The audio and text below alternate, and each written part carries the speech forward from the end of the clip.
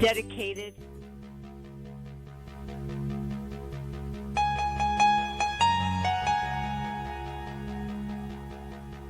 Peter R. Breggin, MD, is called the conscience of psychiatry for his many decades of successful reform efforts. His scientific and educational work provide the foundation for modern criticism of drugs and ECT and lead the way in promoting more caring and effective therapies. His books include Talking Back to Prozac, Toxic Psychiatry, Medication Madness, Psychiatric Drug Withdrawal, and now, Guilt, Shame, and Anxiety, Understanding and Overcoming Negative Emotions. Welcome to the Dr. Peter Breggin Hour.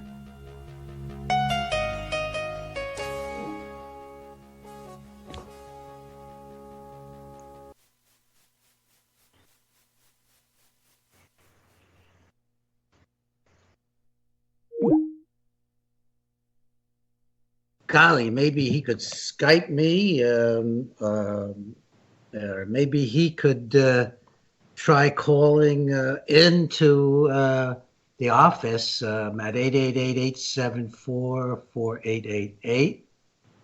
I'm just not sure why we are not connecting at the present time.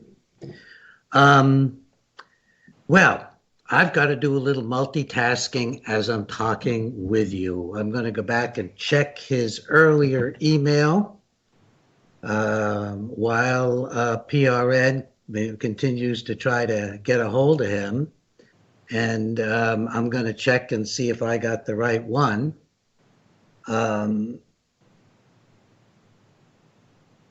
Yeah, I got the right one. PRN put 2 zeros in front of it, but I think that's just for our code. But that is the number that we're trying to get in Japan. So I'm not sure how to proceed. Maybe Wayne can find a way to get in touch with us. In the meanwhile, I have been working very hard, of course, on the issues of the abuse of children by child psychiatry and psychiatry in general, with the abysmal FDA approval for putting electrodes on the heads of kids. But I have been getting not a lot of feedback. So hello. Hi, Wayne, you there? Hi, Peter. How are you? Good. I'm glad you got connected. I don't know what got in the way, but we don't need to talk about that. Let me just continue briefly with the audience, and then we'll get back to starting with you. I'm so glad you're on. I was multitasking here, talking to folks and checking your phone number, which I did have the correct one. But I was just telling people that I've been just so concerned about what's happening with children. And I've had 2 shows about it.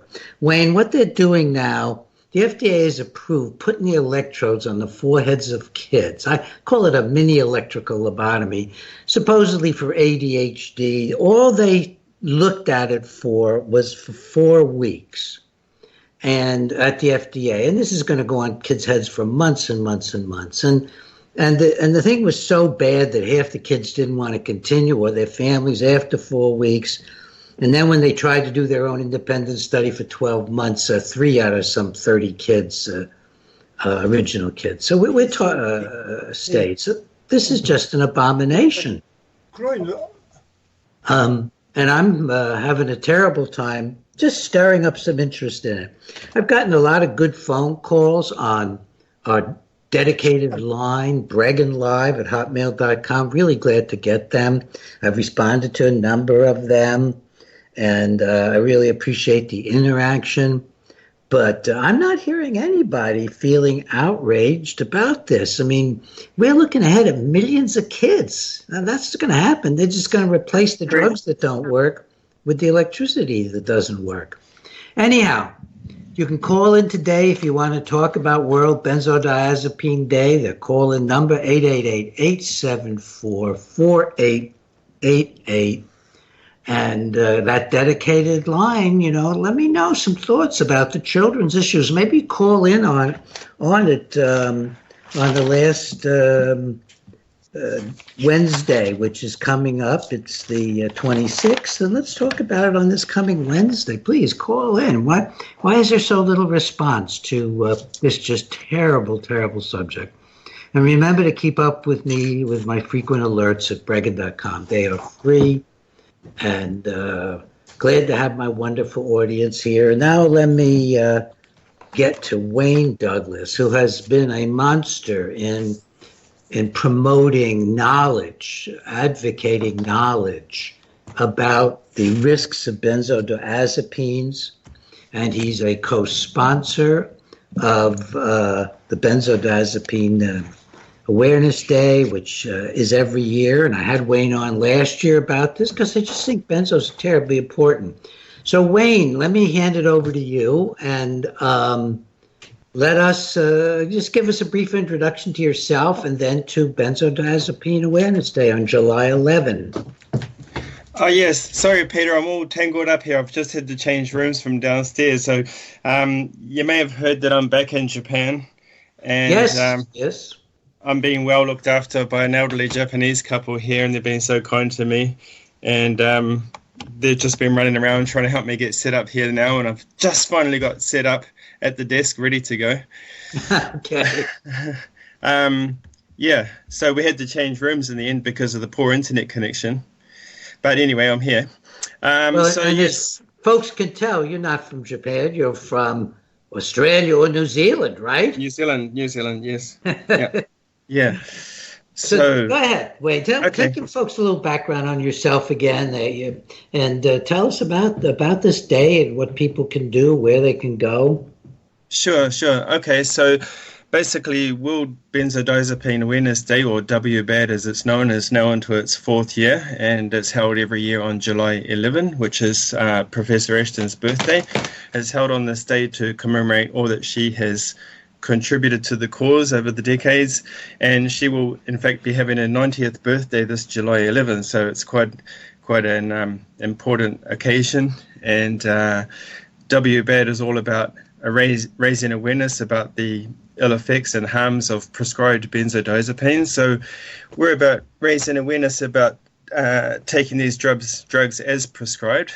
So it's important to differentiate between that and recreational use and abuse. And for that reason, we advocate the sensible use of language. We like to stay away from words like addicted, and we try to use words like physical dependence. All of this is on the website, which is w-bad.org. So all the information is there about language use and what WBAD's about and how to participate.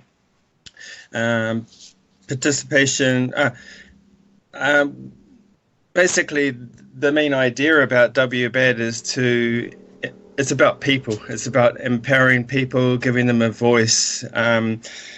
Quite often these people are stigmatized and they're afraid and they're suffering, and it's all about a coming out. It's about, it's okay to come out and speak up, and you're not alone. There's a lot of other people suffering and going through the same thing, and it's about creating awareness.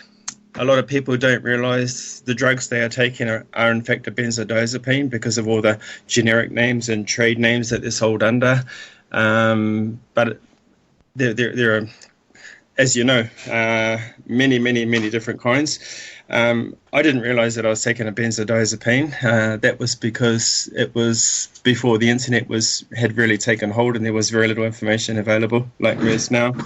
And a lot of people don't realize that they're suffering from benzodiazepine dependency, that they can't even imagine that going to the doctor would make them that sick. So they don't realize, and a lot of people go back to the doctor and they complain that the conditions got worse or that they got new symptoms, and quite often it goes undiagnosed and they're given more drugs or being called neurotic, or it's all their fault. So all the blame's put on the patient, where in fact it's quite often an oversight by the medical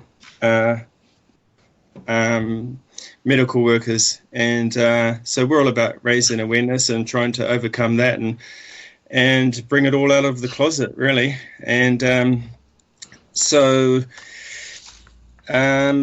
me see. Let me take a minute and just remind people what the benzos are. I think it would be useful. Let me just kind of get down a list. I'm just looking actually at the back of my psychiatric drug withdrawal book, which does address withdrawal from benzos. And these drugs include Ativan, which is lorazepam, Klonopin, which is clonazepam, Librium, which is chlorodioxepoxide, Cerax, Tranxene, Valium, which is diazepam, Xanax. And then there are some that are used as sleeping aids, and particularly Dalmane and Doral. Halcyon, just a terrible drug, not used much in the U.S. anymore, banned in Britain. Prosom and Restoril.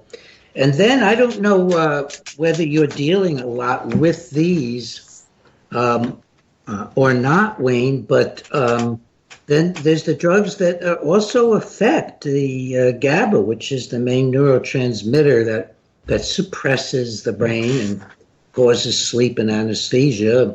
And that's Ambien, which is Zolpidem, and Intermezzo, which is Lingual. Lunesta, famous thing. Rosarum, that's not addictive. These are Sonata, that's another one. So these are, especially Ambien and Lunesta and Sonata, these are widely used drugs that do a lot of harm to folks. They're all addictive. They all can produce bizarre behaviors. The FDA has been issuing warnings about these new sleeping aids like Sonata and Ambien. They cause sleepwalking, sleep climbing out of windows, sleep driving, sleep cooking. I mean, they just are very, very dangerous in that regard. So there's a whole array of drugs here, and you could be on them without hardly realizing it. So, Wayne, why don't you pick up from there? I wanted to get people just aware of some of what these drugs do. They're addictive. They cause impulsive behavior. Long term, very bad for the brain. Very bad for the brain. I don't claim to be an expert by any means, but of course I've been through physical dependency on benzodiazepines, and I can tell you that it can be absolute torture. And the thing is, it doesn't only go on for days or weeks or even months. It can go on for years, and to tolerate that kind of suffering 24/7 for years is quite something, you know. It's just inescapable. It's just absolutely horrible, and a lot of people don't understand, and so that's why it's important to raise awareness. And it doesn't only affect the individual, of course, it affects families and everyone around. So inevitably you have fallouts with the families, and it breaks families up, and you lose friends, and it can be very lonely, isolating, and just to suffer that torment alone is really horrible. So again, we're trying to bring that out of the closet. And there are a number of ways to get involved. Well, actually, let me just touch on what's going on this July 11. So, as usual, there's a few events going on. We have in Torrington, there's a Walk for Life event. I think it's the second one this year. We've got the Ministry of Health visitation going on again in Japan this year, so I'll be going into the Tokyo Ministry of Health again on July 11 and joining the ranks there, and they've been making good progress there, and there's been a few changes in Japan already as a result, with amendments made to all the package inserts for all benzodiazepines prescribed in Japan, and all physicians in Japan have received notifications from the Ministry of Health about the updates. So that's good news. That's wonderful news, Wayne. Did you and your group have much to do with that? Anything to do with it? Yes, we did, and working together with doctors in Japan, a medical watchdog called MedWatcher Japan, made up of doctors and lawyers. I managed to do quite a bit of.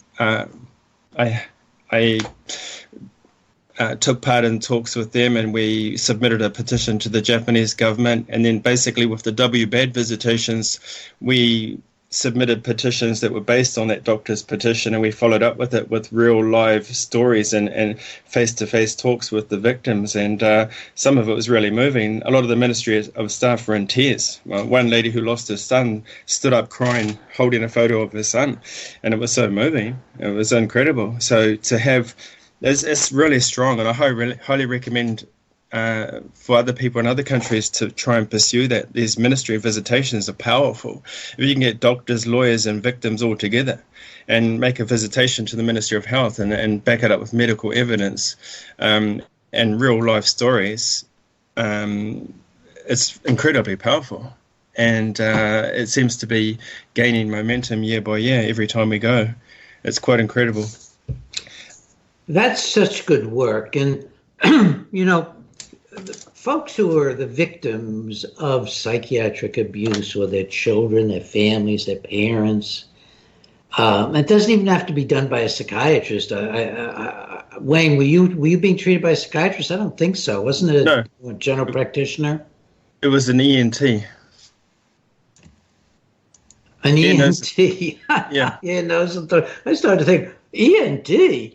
Oh, Yes. my Lord. Well, anybody can give you these meds, nurse practitioner, anybody who's licensed by the particular state or country or province or whatever to prescribe meds. And but it's so important to hear that people who have been injured, or who love people who have been injured, who've lost people who have been injured, can do a great deal in this world, a tremendous amount in this world.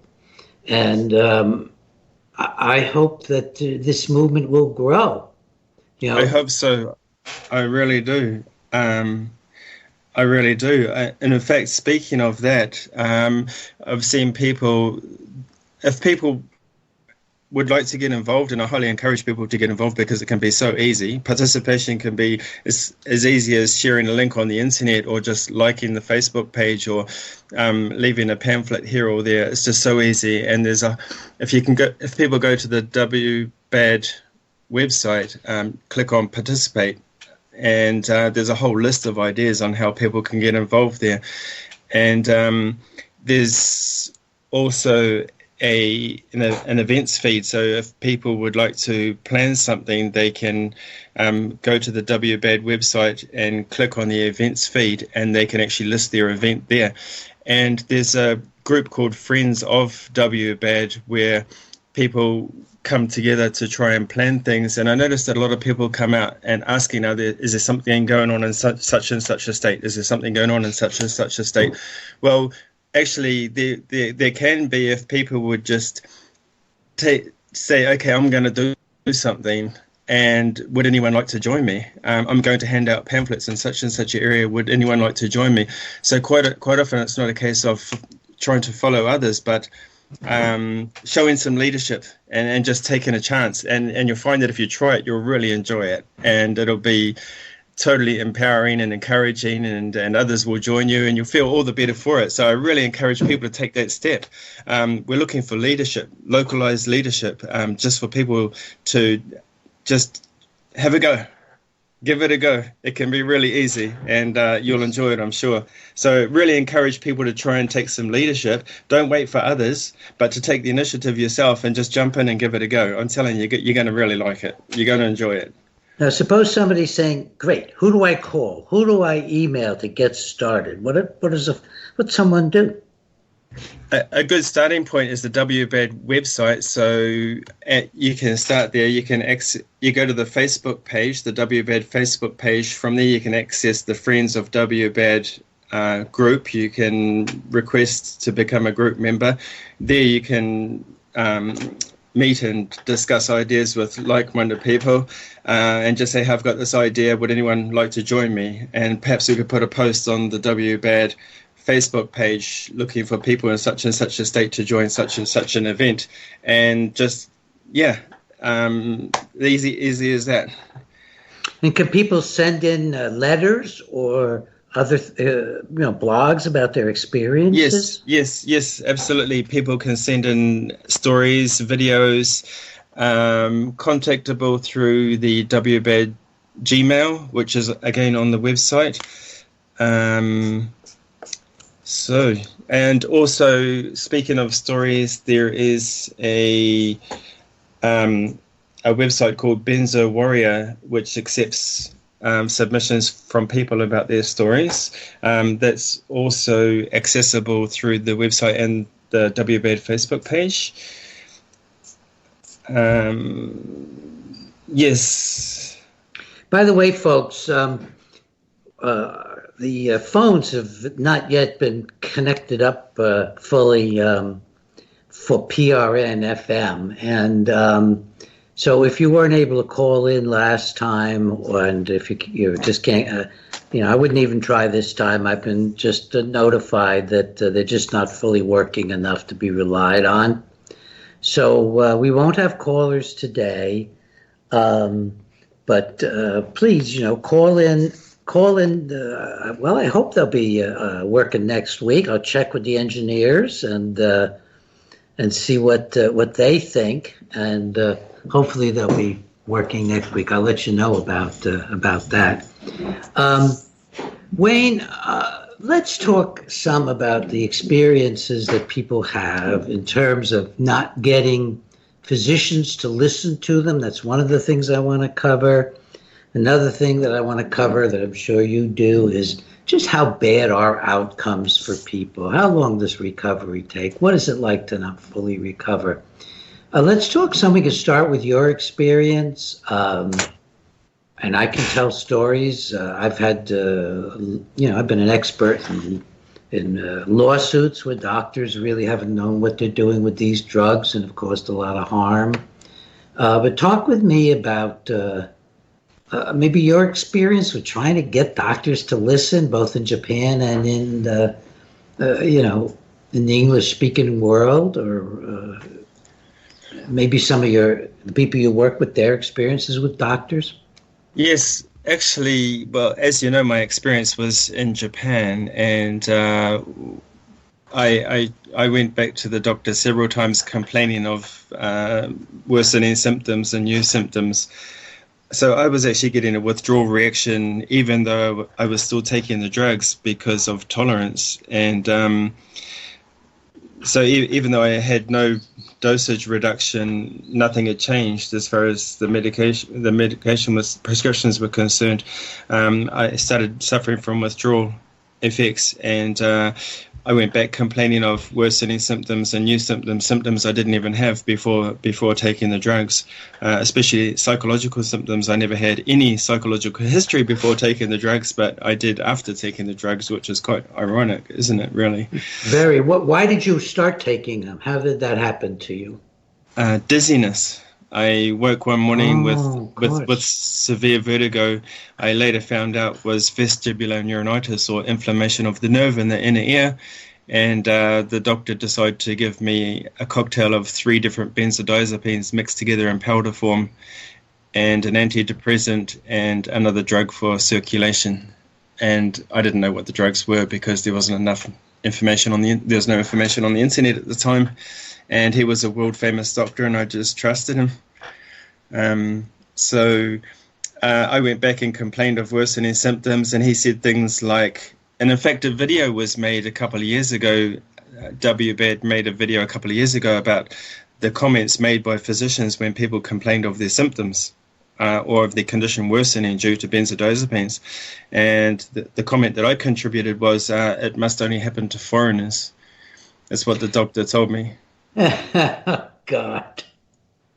Now, you did go back home, and as I recall, you didn't discover any greater knowledge there. Well, actually, if we just back up just a little, actually, another thing that the doctor told me is that my condition was worsening because of recent bad weather, and that I needed to harden up. Toughen up. Yeah. Toughen up, harden up. It must be a New Zealand expression, but yeah, I had to toughen up. Is what he told me. And then after months of going back to him and realizing that he wasn't listening to me, just wasn't getting it, I decided to change hospitals. And then when I changed hospitals, they gave me some bogus diagnosis that they use in Japan called autonomic nervous disorder. Which is basically what we would call stress. They tend to use this term because the autonomic nervous system tends to become hyperactive in a state of stress, and they call it autonomic nervous disorder, but there's no disorder involved at all. It's just a natural reaction to stress. So you get palpitations and your breathing speeds up or whatever. So they diagnosed me with that, when in fact my whole nervous system had become hyperactive due to the withdrawal reactions. And then they just gave me more benzodiazepines. So this is what's happening. People are going back to the doctor, complaining or changing hospitals. They get misdiagnosed and give more drugs. This is what's happening. And it's escalating the problems, and it's making it worse, and people can't see a way out, and no one seems to understand what's going on. And so they're lost and alone. And this is what WBAD's all about. It's about education, awareness, activism, getting the message out there. Yeah, so I did go back to New Zealand. I complained of the symptoms. I showed the GP there. I showed him a list of the drugs that I was given. And he said, well, for a kickoff, you're dependent on benzodiazepines. And I said, benzo what? And he says, benzodiazepines. And he says, have you heard of the song Mother's Little Helper by the Rolling Stones? And I said, yes. And he goes, that's what that song's about. He goes, they've been prescribed for decades and no one's really getting it. No one's really understanding the risks. And yet they've been known for decades. And well, good for him. Yeah, at least good for him. You got one clear voice talking to you, it sounds like. Yeah, well, he just gave it straight to me, straight off the cuff. He says, you're dependent on benzodiazepines. And he put a reduction schedule in place. It might have been a little bit ambitious. It was too ambitious in hindsight. But I was keen to come off these drugs as soon as I could because I felt cheated. I'd been lied to, misled. But that was difficult because obviously the quicker you come off them, the more difficult, the more severe the withdrawals can be. So most people advocate that you come off them quite slowly and taper very slowly, allow your body time to adjust and make the necessary adaptations.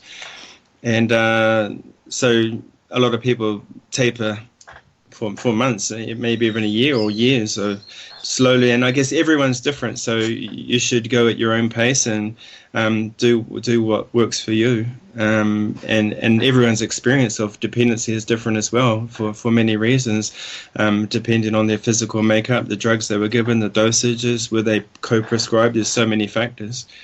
But there's a lot of useful information on the WBAD website, a lot of materials available, telling people about withdrawal and materials for caregivers, for medical workers, for sufferers. There's a host of information there. It's freely accessible, so I'd encourage people to take a look.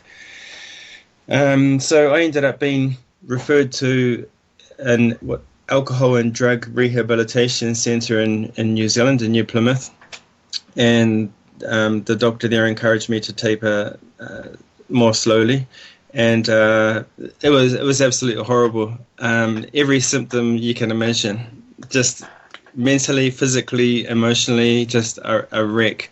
I remember rocking backwards and forwards on the chair, saying to myself, I hope I don't lose control and hurt Mum. I hope I don't lose control and hurt Mum. Panic attacks, crazy. Myoclonic jerks, so your body's spasming, palpitations, sweats, can't sleep, you name it. I remember waking up one night thinking I just wanted to jump out the window and run away. And then where am I going to run to? I'm at home, and yet there's nowhere to run. And unlike a broken arm, you can rest it on a pillow or something and get some relief. It doesn't matter what you do. You lay down, stand up, doesn't matter what you do. It's relentless. 24/7, it's relentless. It doesn't let go. There are waves, and as things get better, there are windows. So the times when you're feeling a little bit better seem to get a bit longer. I noticed for me, I felt better in the mornings, and then these windows would increase, but then there'd be relapses, and so it's very up and down.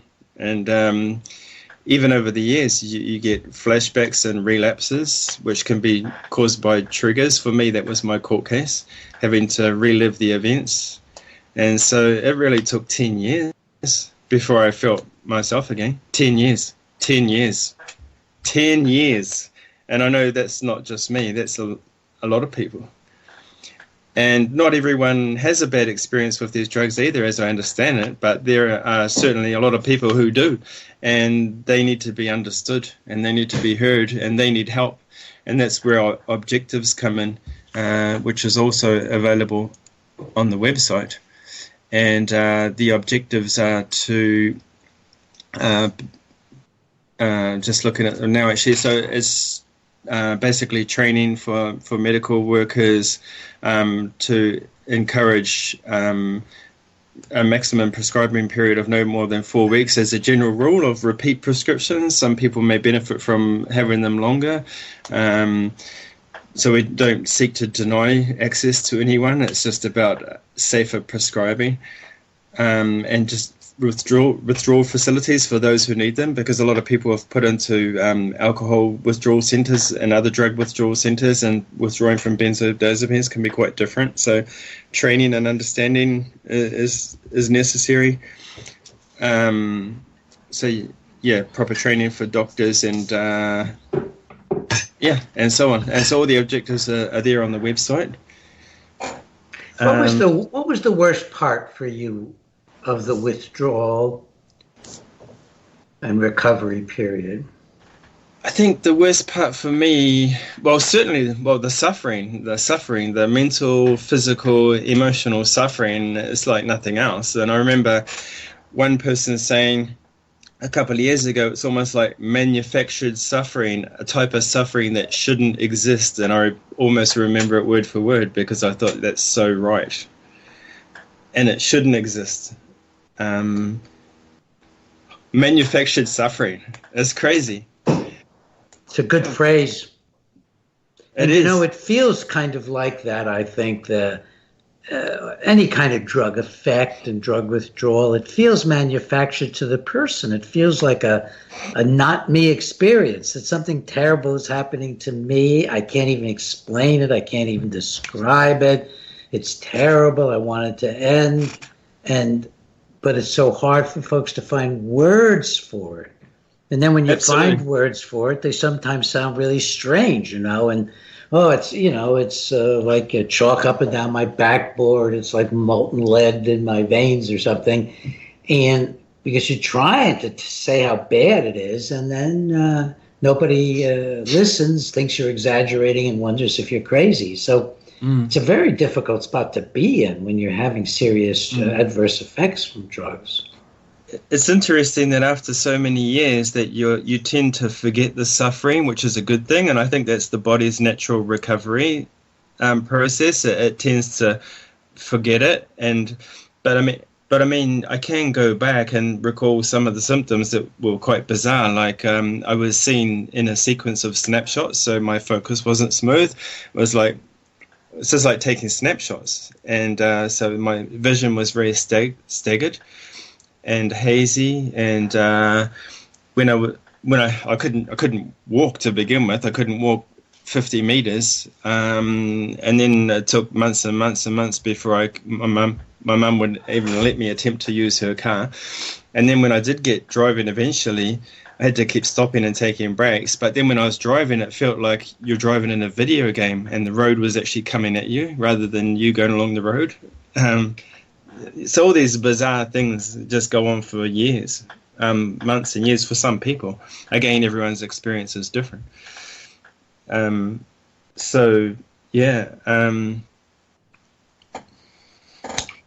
What do most people talk to you about as being the worst part of it?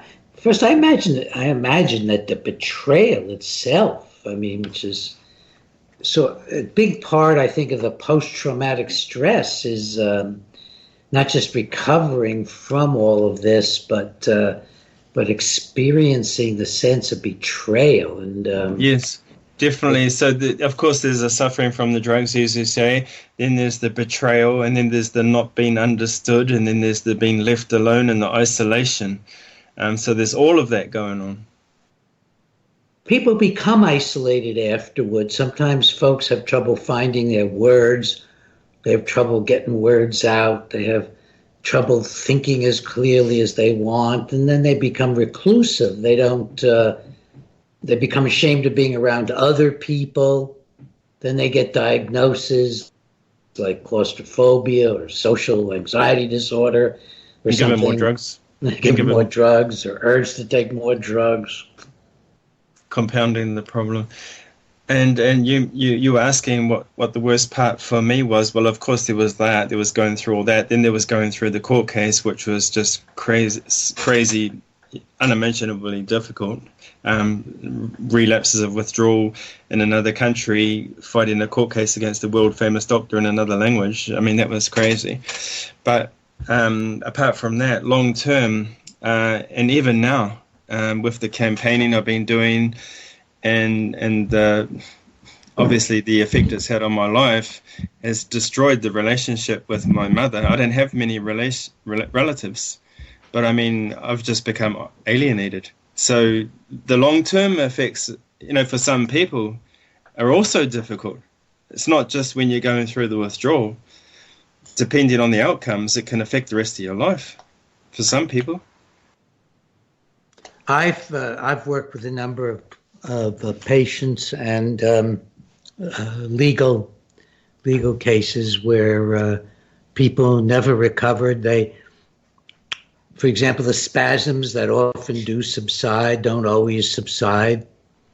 I had one client who was also a legal case who had pain in the bottom of his feet, and it was so bad it was hard to stand up and walk. It's nerve damage. These things suppress the nerves, and sometimes the nerves don't like it, and they don't recover. What about memory loss? I mean, often people don't remember the period of time when they were on the drugs. How's your memory? How was it? How's it doing now? Yeah, that's a good question. Actually, it was affected at the time, then it came right, and now I feel it's worse again. And I certainly feel like I've been suffering from cognitive impairment. And being an English teacher in Japan, I notice that whenever I write anything on the whiteboard, I'm jumbling letters and I'm writing ahead of myself, or when I'm typing, I mistype. That's quite common. And I'm absolutely sure that it's had a long-term effect. I'm absolutely sure of it. Of course, I don't think there's any evidence that I know of, but I mean, a lot of people have lived it. They will tell you, and your gut feeling is quite often right. And I'm absolutely sure that it's related.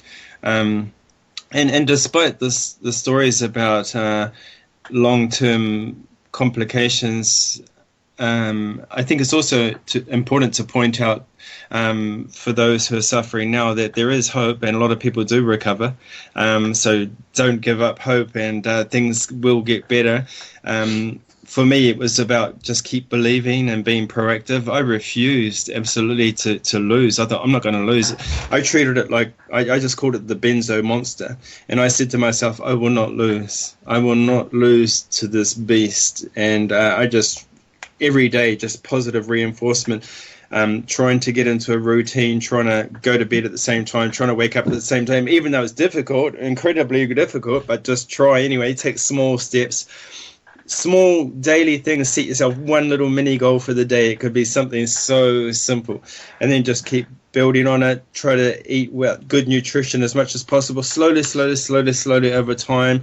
Find what works for you. You might want to start doing yoga or whatever. Just any small thing you can do. Just employ everything you can, whether it be nutrition, yoga, aromatherapy, whatever. It doesn't matter. Find something that you can relate to. Slowly over time. And just keep heading down that road of wellness, and refuse to give in, and things will get better and better and better. Even though it can take a long time, but don't give up, because things will get better. Never lose. Don't lose. Refuse to lose. No way. One of the things that I see in my work is doctors who will tell patients that it's all in their heads, that the memory loss is in their heads. I had that said so many times. So many people. It's all in your head. Yeah, sorry. How does that make you feel when somebody tells you it's all in your head? It was ridiculous. It's quite funny, because the person that used to say it to me, he was a friend of mine, and he used to go, it's all in your head, get over it.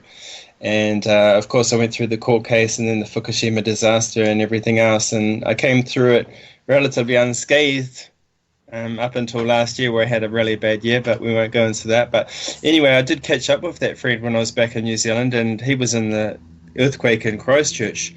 And he said it affected him really badly, and he was out of work for a year. And I'm thinking, well, so much for all in your head, you know. I went through BZ dependency, Japanese courts, and the Fukushima disaster, and came out relatively unscathed. And, well, not unscathed, but you know what I mean, came out okay. Yeah, and he went through the Christchurch earthquake and it affected him for a whole year. And he was the one that's telling me it was all in my head, you know. It's not just all in people's heads, you know. Everyone's affected by different things differently, and it's real, you know. It's very, very real. And if these doctors knew anything, they'd know that there's a huge difference between, for example, memory difficulties from depression. People don't want to remember when they're depressed, or they can't focus because they're angry. Their wife asks them to take out the garbage and they're angry and they don't remember. Adolescent boys and girls will do that. Or they're just so preoccupied with things that are dreadful to them that they're not thinking about daily events and they forget them. They don't pay attention to them. It's an entirely different phenomena from somebody who has memory loss inflicted on their brain, because that gives a feeling of such despair and being hurt that you focus on it. You're not avoiding it. You focus on it. You want to make it better. You want to try to get over it. You try exercise. You do all the things you've been doing to try to get over it. Whereas, of course, if you're depressed, you just sort of lapse into not paying attention, not caring. So people's responses are very different to injury that harms their physical memory, and people who are feeling very unhappy and sad or anxious and don't focus well on things, don't want to remember them because they're painful and so on. It's a physical disorder, and it looks very much the same. Now, did you keep relatively well your memory for the actual period of time? Some people, they'll lose going to their daughter's wedding and that kind of thing. Right. I find that more recently it's more my short-term memory that I'm having problems with. But you're still having trouble remembering something you just heard or learned or wanted to do? Well, it's just like, where did I park the car and things like that. And, Yeah. So, yeah. Anyway, if I could just touch on a few other things, Peter, that I just got on my list here, as we sort of head towards the later part of the show. Just a couple of other things that are going on. There's some T-shirts available, WBAD T-shirts available. So for those who haven't got one or who would like one, you can access information about that on the website. So hopefully you might be able to get one by July 11. But I mean, even if it's after, it doesn't matter. You can wear it any time of year, because we can always raise awareness any time of year. People could see the shirt and have a look, type it into their smartphone or whatever and have a look at the website. So you can raise awareness any time of the year. Another thing that's going on is an event called Rocks of Kindness. So one of the people have come up with an idea of rock painting, WBAD rocks, and leaving rocks around the place. It's an opportunity for people to get involved artistically and express themselves. In the past, people have expressed themselves through music and art and everything. That's one way of participating on July 11, is through art, expression, music, maybe a short video, movie, whatever. All ideas are welcome.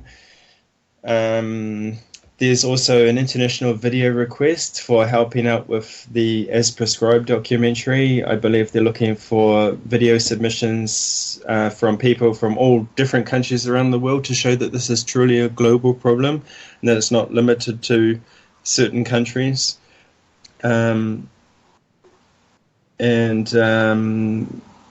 Also, people are encouraged to report adverse drug effects to the FDA. Information on this can be found on the WBAD website. If you wait for the images on the banner to pass through every couple of seconds, one will come up about reporting adverse effects to the FDA.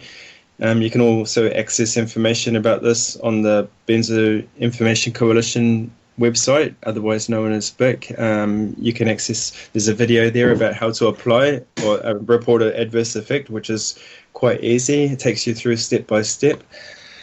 And also we'd like to encourage people to continue applying for state resolutions for WBAD. We've had about 4 or 5 already, and they're quite easy to do, and letters have already been prepared.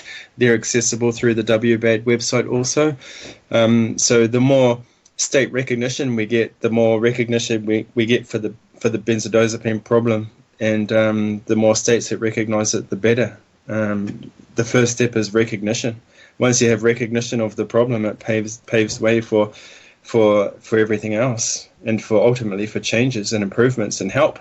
So it's a good first step, and I'd like to emphasize that it's all about action. WBAD's all about action.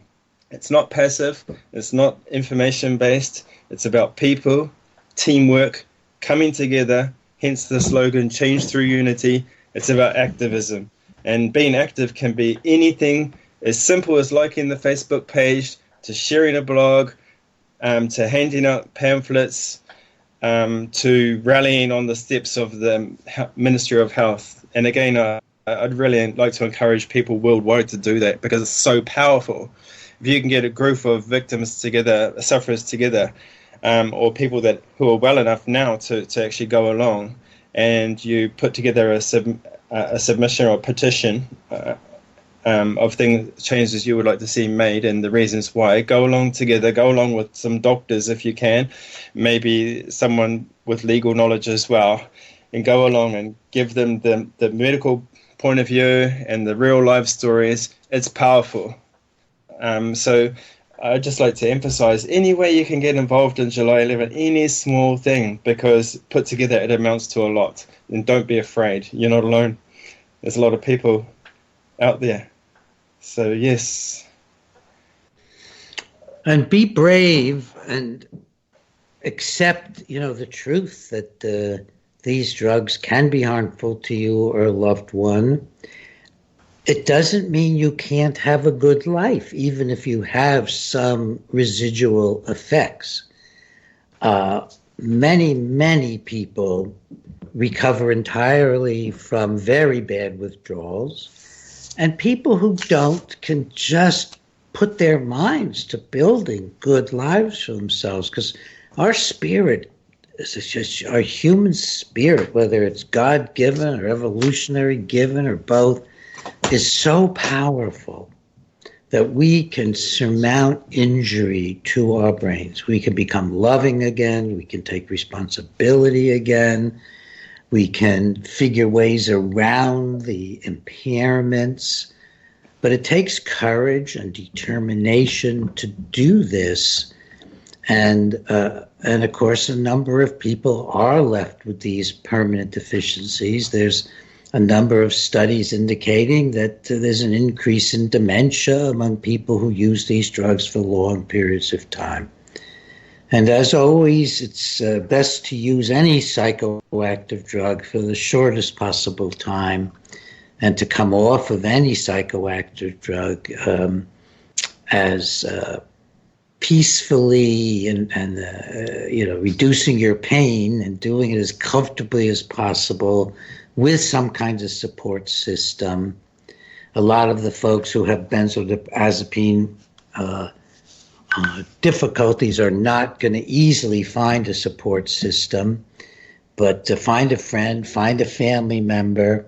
And I've aimed my book, Psychiatric Drug Withdrawal, at helping people establish relationships with each other around these issues. That's why the subtitle is A Guide for Prescribers, Therapists, Patients, and Their Families. So the best situation is if you can get a cooperative prescriber. It may simply be a general practitioner. It sounds like that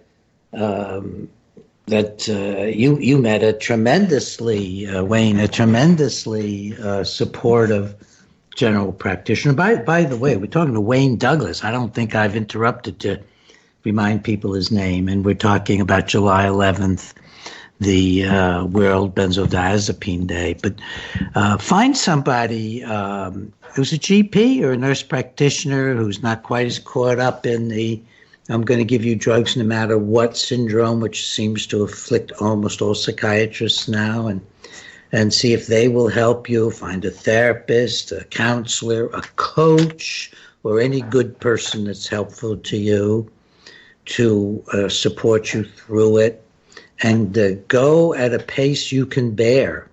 I mean, one of the great keys of withdrawing from substances, unless you're in an emergency and need a hospitalization, if you're trying to do it as an outpatient and there's not an acute emergency, the best criteria for how slow to go is based on what's comfortable for you. Start at a small dose, and then see how you deal with that, so you don't get discouraged. And then go at a pace that is comfortable and bearable for you. And if it gets a little unbearable and you feel it's too much, you just go back to your previous dose. And then when you feel better, you start over again. Just some simple tips about it. And just don't let anybody push you faster than you want to get off. Don't let anybody tell you to stop taking your drugs if you don't want to. Develop your independence, your autonomy, your own judgment, and read and learn and help out. Nothing's more therapeutic than helping out in something like the Benzodiazepine Day. Yeah, go ahead. Exactly, Peter. I've found in previous years that people find this very therapeutic. If you can get involved on July 11, it's very therapeutic because it's a way of meeting front on what caused you all that suffering and doing something about it. And it's very therapeutic. And I've heard that said time and time again. That's another reason why I'd like to encourage people to get involved. They'll actually find it therapeutic, for sure. Well, I think so. And especially folks, have an attitude like Wayne's and don't let this experience cave you in completely. Fight back. Whatever the injury is that you're dealing with, and especially we're talking now about some sort of dysfunction that's been imposed on your brain by an injury or by treatment, don't allow yourself to go that place we all want to go, which is, why this happened to me, and it's a bad world and I don't want to live in it, and there's nothing I can do about this. I can't control anything that happens to my brain. We are sources of huge power, and especially the power to love and engage. And if you join Wayne and W-Bad, if you do that, do it in an engaging way. Do it in a loving way. Do it in a supportive way. Don't share helplessness. Don't share hopelessness in a way that brings down other people. Just put your heart into inspiring and encouraging other people, and you will be doing everything you can do to be well. Wayne, I tell my patients, I can't be crazy when I'm being a responsible therapist or psychiatrist. So there's big parts of the day, most of my life, when I was not ethically allowed to give up and feel helpless and hopeless. Yes. And that's the best thing in the world. Engage ethically with the world. And if you've been injured and you want to engage around the injury with other people, bring it in a positive way into their lives and your lives. Make sense? Does. And Peter, also another thing, I would encourage people to start getting involved soon too, because it doesn't need to all happen on one day on July 11. In previous years, people have gone out handing out pamphlets in the couple of weeks leading up to July 11. And indeed, I have every year, and I'm going to do it again this year. So I'll be getting out, hitting the pavements again pretty soon, handing out pamphlets. And there's no reason why people can't start now. Why wait for July 11. I mean, that's the big day, of course, but there's no reason why you can't start handing out pamphlets now, or sending out blogs now, or whatever. We can start getting the ball rolling now and make July 11 special. So I'd like to encourage that. And again, anyone that's got any event ideas, please contact the WBAD team, and you can list your event on the WBAD event feed, which is accessible through the website. Also, contacting media is a good thing. Contact your local media if you've got something on, or just to let them know that it's World Benzodiazepine Awareness Day. Perhaps you could share your story with them. It's always good to have these things in the media for better coverage and more awareness and understanding, which is what we need. So yes. And again, it's a special year this year because it's Professor Ashton's 90th birthday. So let's do something special. Let's make it happen.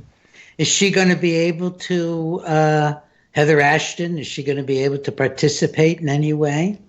I don't believe so. I don't believe that she's well enough for active participation, but you can bet your bottom dollar that she's absolutely there with everyone in her thoughts, and she fully supports the day and the cause, and I know that she's very happy about the work that's going on.